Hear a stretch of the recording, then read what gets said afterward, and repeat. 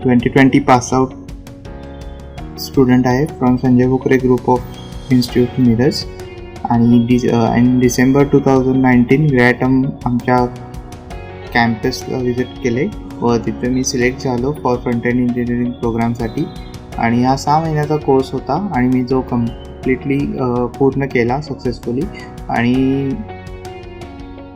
हा कोर्स 6 महिन्याचा होता. हा फेब्रुवारीपासून स्टार्ट झाला व तिथून आपल्याला माहिती आहे की मार्चमध्ये जसं लॉकडाऊन लागलं गेलं तसं कंपनीजनी हायरिंग बंद केले आणि जास्त करून लास्ट इयर मुलांच्यावर प्रेशर होतं की एक्झाम्स कधी होतील, त्यानंतर प्लेसमेंट्स कधी होणार, कंपनीज हायरिंग कधी चालू करणार.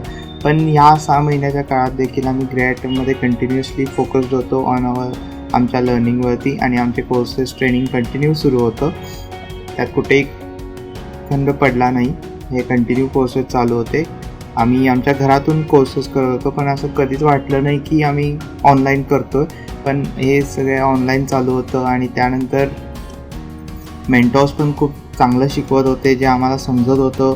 आणि हे मेंटॉर्स जे होते जे शिकवायला ते सर्व एक्सपिरियन्स होते. 6-7 इयर्स एक्सपिरियन्स मेंटॉर्स होते.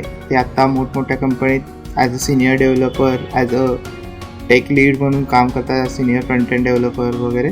तर ह्यांच्याकडून खूप काही शिकायला मिळालं. ते खूप छान समजवत होते आणि तेच शिकवत होते जे इंडस्ट्रीला लागतं आणि जे ते वापरतात इंडस्ट्रीमध्ये आणि जे इंडस्ट्रीला खरंच लागतं. म्हणजे असं सिलॅबसमध्ये काहीच नव्हतं जे अनयुजफुल आहे किंवा ते वेस्ट जाणार आहे शिकून. तर ते फुल व्यवस्थित शिकवत होते आणि सिलॅबस एकदम इंडस्ट्री ओरिएंटेड होता. परत इंटरॅक्टिव्ह सेशन्स होते. तर ते सेशन्स वन वे नव्हते, तर मुलांनामधून ते सेशन्स वन वे नव्हते, 2 वे होते आणि इंटरॅक्टिव्ह सेशन्स होते. आणि त्यानंतर आपण मेंटॉर सेशन्स होते तर ते डाऊट क्लिअरिंग सेशन्स देखील असायचे, ते डाऊट्स क्लिअर व्हायचे. इंडस्ट्री एक्सपर्ट सेशन्स असायचे.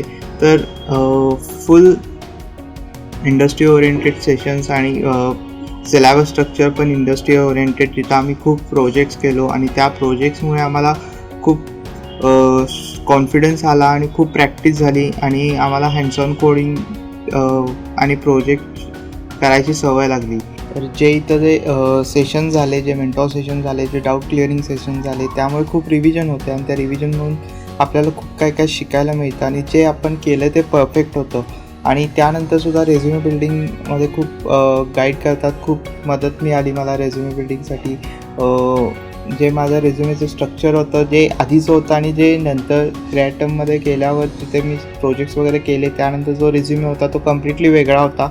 आणि तो रेझ्युमे असा होता की तो रेझ्युमे शॉर्टलिस्ट होत होता. म्हणजे पहिला पार्ट असतो तो शॉर्टलिस्टिंगचा आणि तो रेझ्युमे माझा शॉर्टलिस्ट होत होता. आणि त्यामुळे मला खूप जॉब ऑफर्स मिळाले आणि मी माझा ड्रीम जॉब मिळवू शकलो.